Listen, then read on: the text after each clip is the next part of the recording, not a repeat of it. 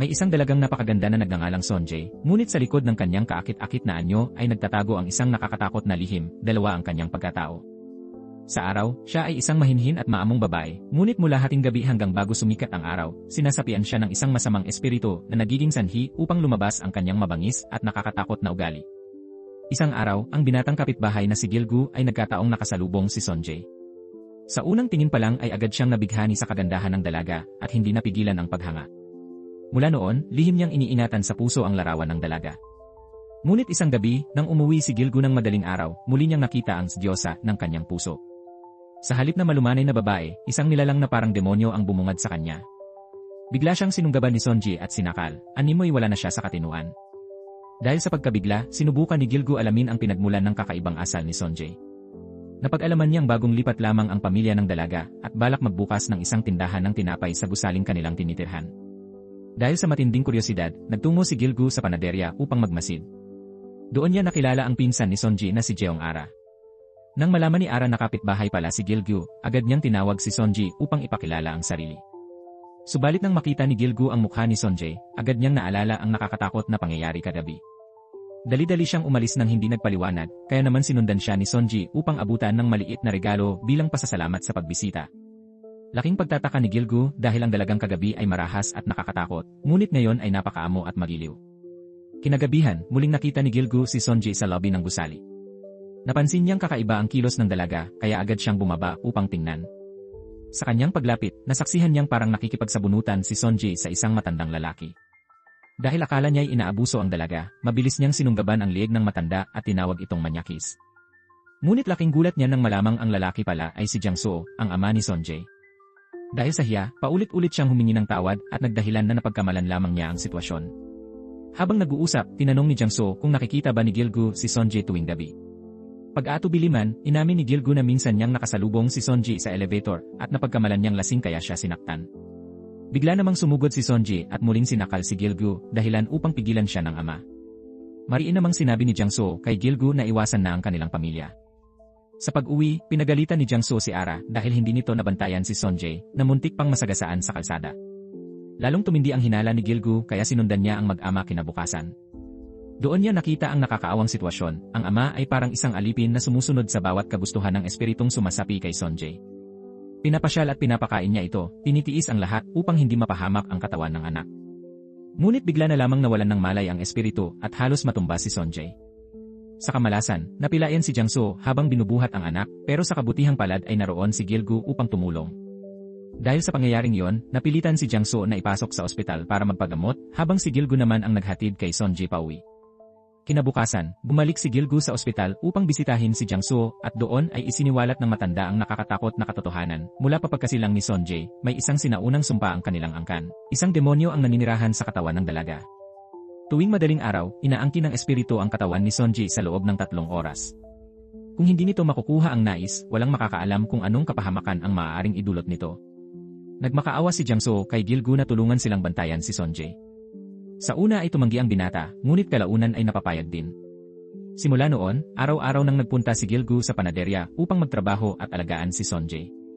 Nakapagtataka sapagkat walang kaalam-alam ang dalaga tungkol sa pagsanib sa kanya ng espiritu, samantalang ang demonyo ay alam ang lahat ng ginagawa ni Sonjay sa kanyang normal na anyo. Tuwing gabi, nananatili si Gilgu sa tabi ng espiritu upang bantayan ito. Kung gaano kaamo at kaakit-akit si Sonjay sa araw, ganoon naman siya kabangis at kabaliw tuwing gabi. Sa gitna ng kanilang pagkikita, inamin pa ng espiritu na may pagtingin ito kay Gilgu. Bigla niyang naalala ang babala ni Jiangsuo, gagawin ng demonyo ang lahat upang mahulog ang loob niya. Kapag bumigay siya, mas lalo itong lalakas. Dahil dito, buong tapang na sinigawan ni Gilgu ang espiritu at sinabing hindi siya magpapaloko. Ngunit sa kalagitnaan ng tensyon, biglang nag-crave ang espiritu ng tinapay na may keso at dali-daling tumakbo sa tindahan upang bumili na parabang isang batang may kapritsyo. Sa kabila ng kagandahan ni Sonjay, malinaw na ang kanyang buhay ay nakakadena sa isang madilim na sumpa at ngayon, si Gilgu ang nagiging tanging pag-asa upang mapanatiling ligtas ang dalaga mula sa kapangyarihan ng nilalang na bumabalot sa kanya tuwing gabi. Ang mga kakaibang kilos ni Sonjay habang sinasapian ng demonyo ay lalo pang nagdulot ng pagkabigla kay Gilgu. Isang gabi, habang kumakain ang espiritu sa loob ng katawan ni Sonjay, napansin ni Gilgu na may isang batang babae na dumating upang bumili ng parehong tinapay. Ngunit huli na, naubos na ng demonyo ang lahat ng paboritong tinapay ng bata. Sa halip na magpaubaya, sinadya pa ng espiritu na ihagis ang isa sa mga tinapay sa sahig upang asarin ang bata na nakatingin mula sa malayo. Hindi napigilan ni Gilgu ang sarili at nagtanong kung bakit ginagawa ng demonyo ang lahat ng iyon sa katawan ni Sonjay. Malamig ang sagot ng espiritu, ang mga ninuno ni Sonjay ay minsang nakagawa ng kasalanang napakalaki, isang kasalanang hindi kailanman mapapatawad. Dahil dito, nakatadhana ang dalaga na pagdusahan ang parusang ito. Dagdag pa ng espiritu, kung hindi susunod si Gilgu sa mga utos nito, hindi nito matitiyak kung ano ang maaaring gawin kay Sonjay. Pagkatapos, nagsimulang magwala ang espiritu, nang wasak ng mga gamit at muntik pang kumain ng isang buhay na kuliglig kung hindi lang ito napigilan ni Gilgu. Lumipas ang mga araw na parang roller coaster para kay Gilgu.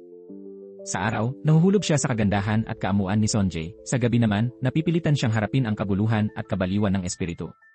May isa pang nakakatawang bagay, ang espiritu ay tila may kakayahang manghula. Dahil dito, madalas si Jeong Ara na pinsan ni Sonjay ay sumasama para magtanong kung anong mga stock o kumpanya ang tataas ang presyo sa mga darating na araw. Samantala, sina Jiangsu at Ara ay sinubukan na ang lahat mula sa mga ritual at pag-uusap hanggang sa galit at pananakot para lamang mapalayas ang espiritu, ngunit wala ring nangyari. Isang gabi, nagpasya si Gilgu na hamunin ang espiritu sa isang pustahan. Kung siya ang mananalo, ibubunyag ng espiritu kung paano ito mapapalayas mula sa katawan ni Sonjay. Kapag natalo naman siya, kailangan niyang maglingkod ng doble sa espiritu. Ang laro ay isang crane game o claw machine. Sa unang dalawang subok, bigo si Gilgu na makakuha ng kahit isang laruan.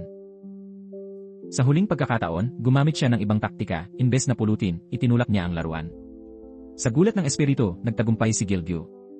Tumupad sa pangako ang espiritu at ibinunyag ang sikreto, kung tatawagin ni Gilgu ang tunay na pangalan ng espiritu at 3 ulit na iutos dito na lumabas sa katawan ni Sonjay, kusa itong aalis. Ngunit nang tanungin ni Gilgu kung ano ang pangalan, mapanuksong umiti lamang ang espiritu at tumangging ibigay ang kasagutan. Kinabukasan, isang binata ang dumating sa panaderya. Pagkapasok pa lang ay nabangga niya si Gilgu. Kaagad namang nagsorry si Sonjay at bahagyang nilapitan ang estranghero, ngunit bago pa nito mahawakan ang kamay ng dalaga ay hinarang na siya ni Gilgu. Naiinis, agad na umalis ang binata. Nagtaka si Gilgu dahil nalaman niyang paborito ni Sonjay ang lasa ng peppermint, samantalang ang espiritu ay labis na nasusuklam dito. Di nagtagal, ibinahagi ni Sonjay kay Gilgu ang tungkol sa mga panaginip niyang paulit-ulit. Sa mga panaginip na yon, tila siya ay naglalakad ng mag-isa, ngunit pakiramdam niya ay may isang nilalang na palaging sumusunod sa kanya upang siya ay protektahan. May kakaibang init at ginhawa ang presensya nito. Napangiti si Gilgu, inakalang siya ang tinutukoy. Ngunit nang sabihin ni Sonjay na pakiramdam niya ay parang isang ligaw na aso ang sumusunod sa kanya, biglang nanlumo ang binata. Kinagabihan, muling nanatili si Gilgu sa tabi ng espiritu para magbantay. Habang naglalakad sila malapit sa isang tulay, napansin nila ang isang grupo ng mga rescuer sa ilog. Sa gitna ng gabi, isang lalaking tila balak magpakamatay ang nakatayo sa tulay. Imbes na pigilan, sinulsulan pa ng espiritu ang lalaki na tumalon, sinasabing wala namang masama kung gawin niya ito. Nang maramdaman ni Gilgu ang panganib, agad niyang tinakpan ang bibig ng espiritu, ngunit patuloy pa rin itong nang-udyok. Upang patunayan ang sinabi, bigla na lamang tumalon ang espiritu sa tubig. Nagpanik si Gilgu at sumunod na tumalon upang sagipin si Sonjay, ngunit wala siyang makita sa ilalim ng malalim na ilog. Ilang sandali pa, natagpuan ng mga rescuer si Gilgu at inyahon siya. Sa lahat ng naroon, saka lamang muling lumitaw si Sonjay, payapang lumalangoy na parang isang bihasang atleta. Dahil dito, umatras ang lalaking balak tumalon at tahimik na umalis. Kinabukasan, umalinggaw ang balita sa telebisyon tungkol sa kabutihang loob at pambihirang galing sa paglangoy ni Sonjay, na anilay may potensyal na maging isang profesional na manlalangoy. Nang marinig ito ni Jiangsu, agad niyang hinanap si Gilgu, sinisi at sinubukang saktan ito dahil sa hindi umano maayos na pagbabantay kay Sonjay. Ngunit bago pa man niya magawa ang anumang bagay, dumating si Sonjay. Biglang nagbago ang mukha ni Jiangsu at masayang niyakap si Gilgu na parabang walang nangyaring kaguluhan. Kinagabihan, magkasamang naglakad si Gilgu at Sonjay nang hindi pa muling sumasapi ang espiritu. Ibinahagi ng dalaga na araw iyon ng kamatayan ng kanyang ina, na pumanaw noong siya ay 8 taong gulang pa lamang. Sa kabila ng paglipas ng panahon, patuloy pa rin niyang inaalala ang kanyang ina. Pagkatapos ng kanilang pag-uusap, nagyaya si Sonjay na manood sila ng scene. Napili nila ang isang pelikulang romantiko kung saan ang pangunahing magkasintahan ay naghalikan ng matamis. Habang pinapanood ang eksena, napansin ni Gilgu ang isang magkasintahan sa tabi nila na abala rin sa paghalik. Hindi niya naiwasang kabahan at kiligin nang maramdaman ang malumanay na pagdampi ng kamay ni Sonjay sa kanya, isang sandaling nagpabilis ng tibok ng kanyang puso at naghatid ng kakaibang init sa malamig na gabi. Hindi na napigilan ni Gilgu ang kanyang sarili at mahigpit niyang hinawakan ang kamay ni Sonjay. Ngunit mumiti ng tuso si Sonjay sapagkat ang espiritu ng babae ay nakapasok na sa kanyang katawan. Sa isang simpleng pagdampi lang ng kamay, agad nitong napasuko ang puso ni Gilgu. Dahil sa matinding pagkailang, napilitan si Gilgu na magsinungaling, sinabing nagpapanggap lamang siya. Nagmakaawa siya sa espiritu na umalis na kay Sonjay sapagkat hindi na ito makatulog ng maayos at hindi na rin makakaalis upang mag-aral sa ibang bansa. Tinanong niya kung wala ba itong awa kay Sonjay. Ngunit naglatag ng isang kondisyon ang espiritu, kung taos pusong mapapasaya siya ni Gilgu, maaari niyang pag-isipan ang pag-alis. Kaagad pagkatapos, tumayo ang espiritu at tumitig sa dagat na nakikita mula sa isang malaking screen. Nang makita yon, iminungkahi ni Gilgu na isama ito upang personal na makita ang dagat. Sumang-ayon ang espiritu, ngunit sinabing mas mainam kung sa araw gagawin yon, kahit na ang katawan na yon ay kay Sonjay. Kinabukasan, dinala ni Gilgu si Sonjay upang makita ang dagat at siya mismo ang nag-alok na kunan ito ng ilang litrato. Dito, tinanong ni Sonjay kung minsan na ba silang nanood ng sine. Nagulat si Gilgu sa tanong na yon at napagtanto na noong inimbitahan siya ni Sonjay na manood ng sine, hindi pa ito nasasapian ng espiritu. Ibig sabihin, ang paghawak ng kamay noong nakaraan ay tunay na mula kay Sonjay at hindi ng espiritu. Matapos tuparin ang pangako na dalhin ang espiritu sa dagat, nagtanong si Gilgu kung ilang oras siya bibigyan ng pahinga bago muling bumalik ang espiritu. Ang sagot ng espiritu ay ilang minuto lamang. Paulit-ulit na nakiusap si Gilgu na dagdagan pa ang oras, dahilan upang mainis ito. Bakit ba gusto ninyong lahat na paalisin ako? Ang sinabi ko ay pasayahin niyo ako ng tapat, hindi ang tapat na gustong paalisin ako, ang wika ng espiritu. Bigla nitong binunot ang isang dakot ng damo at isinubo. Pinilit ni Gilgu na pigilan ito ngunit hindi nagawa. Inabutan na lamang niya ito ng tubig upang makapagbanlaw at maingat niyang pinunasan ang maruming bahagi ng labi ng espiritu. Nangako rin siyang tunay na gagawin ang lahat upang mapasaya ito. Sa mga sumunod na araw, dinala ni Gilgu ang espiritu sa lahat ng lugar na nais nitong puntahan at pinagbigyan ang lahat ng larong gusto nitong subukan. Unti-unting sumilay ang isang totoong ngiti sa mukha ng espiritu. Dinala rin niya ito upang magpakuha ng mga litrato, pinilit pa niya itong ngumiti at mag-pose upang makuha ang pinakamagandang larawan. Ngumiti at sumunod ang espiritu nang walang pag-aalinlangan. Nang tingnan ng mga kuha, pinuri ni Gilgu ang ganda ng espiritu, ngunit ang sagot nito ay, hindi iyan ang tunay kong anyo. Kumuha ito ng papel at lapis at iginuhit ang kanyang totoong mukha, sabay sabing siya ay kilala bilang isang magandang demonyo. Wala nang nasabi si Gilgu sa nakitang larawan. Sa huli, matapos ang lahat ng kasayahan, nangako ang espiritu na babawasan ang oras ng pagsasanib kay Sonjay. Nang malaman ito ng ama ni Sonjay na si Jiangso, labis ang kanyang tuwa. Ibinunyag ni Gilgu na mahilig ang espiritu sa mga lugar na masaya at maingay. Dahil dito, naisip ng pinsang si Jeong Ara na mas mainam na tuluyang tapusin ang lahat sa gabing iyon. Kinagabihan, dinala nila ang espiritu sa isang bar upang magsaya. Manghang-mangha ito dahil iyon ang unang beses na nakapasok siya sa ganoong lugar. Sa isang iglap ng kanyang pagkalibang, hindi napansin ni Gilgu na nawala ito. Agad siyang naghanap at natagpuan ng espiritu na nakikipagtalo sa isang lalaking dati nilang nakasalubong sa isang panaderya. Dali-daling tumakbo si Gilgu at inawat ang lalaki, ipinakilalang siya ang kasintahan ng babae upang mapaalis ito.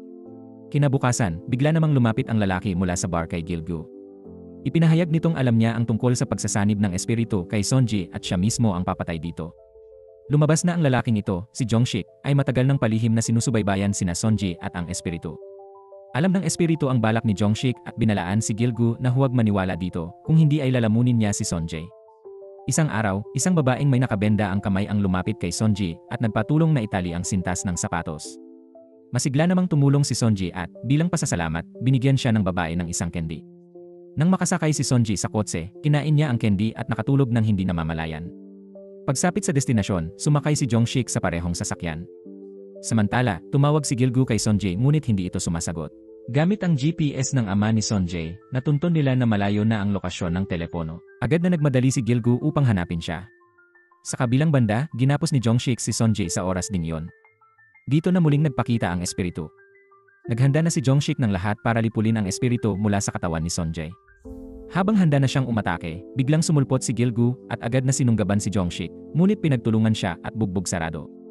Paulit-ulit na sinasabi ni Jongshik na tinutulungan lamang niya si Gilgu at iginiit na nasapian na rin ang kaluluwa ni Gilgu ng espiritu.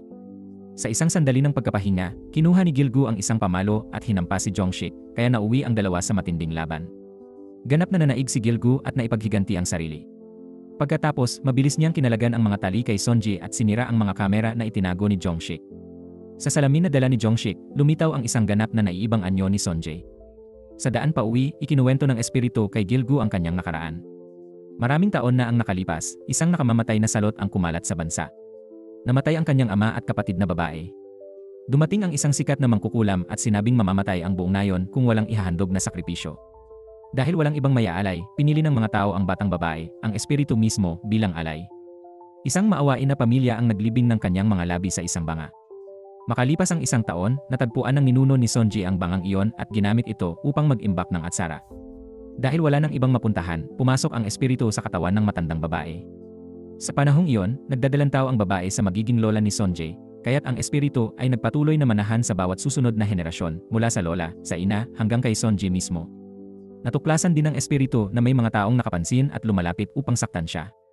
Kaya't hiniling niya kay Jiangsu na palipat-lipat ng tirahan upang maiwasan ang panganib. Nagkunwari siyang malupit upang hindi lapitan ng iba, kahit ang totoo ay nagkaroon siya ng mga sandaling masaya kasama ang pamilya ni Sonji. Noong malapit ng pumanaw ang ina ni Sonji, nakiusap ito sa espiritu na huwag manatili sa katawan ng anak at sumama na lamang sa kanya. Nais man niyang sumunod, hindi niya yon nagawa. Ipinahayag ng espiritu na sa ikatlong kabilugan ng buwan mula nang makalaya siya sa banga, tuluyan siyang maglalaho at mag-iisa sa walang hanggang dilim, maliban na lamang kung muling maipapasok sa bangang iyon sa pamamagitan ng tunay na habag at mahabang panahon ng kapayapaan.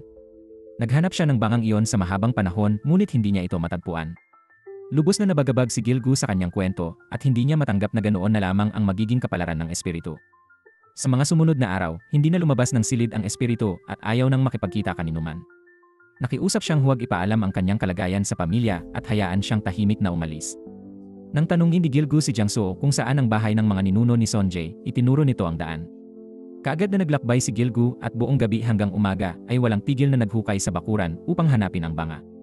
Nawala na ang pag-asa nang mapansin niya ang isang ibong umaawit sa ibabaw ng isang malaking bato. Sinunod niya ang kutob at inalis ang bato, saka muling naghukay. Sa wakas, natagpuan niya ang banga. Labis ang tuwa ni Gilgu, niyakap niya ang banga at dali-daling bumalik sa lungsod. Alam niyang malapit nang matapos ang oras sapagkat sa gabing iyon ang ikatlong kabilugan ng buwan. Samantala, naghahanda na ang espiritu sa kanyang paglisan. Tahimik niyang pinuntahan si Jeong Ara upang magpaalam at sinamahan si Jiangsu sa tindahan upang bumili ng paboritong tinapay. Nang makita niya ang batang babae na minsan niyang nakilala, ibinigay niya rito ang paborito niyang tinapay at pumili na lamang ng iba. Sinabi rin niya kay Jiangsu na maaari na nitong sabihin ang anumang nais, isang bagay na dati niyang ipinagbabawal. Nabigla si Jiangsu ngunit hindi niya rin nagawang pagalitan ang espiritu dahil sa takot na baka mapahamak si Sonji.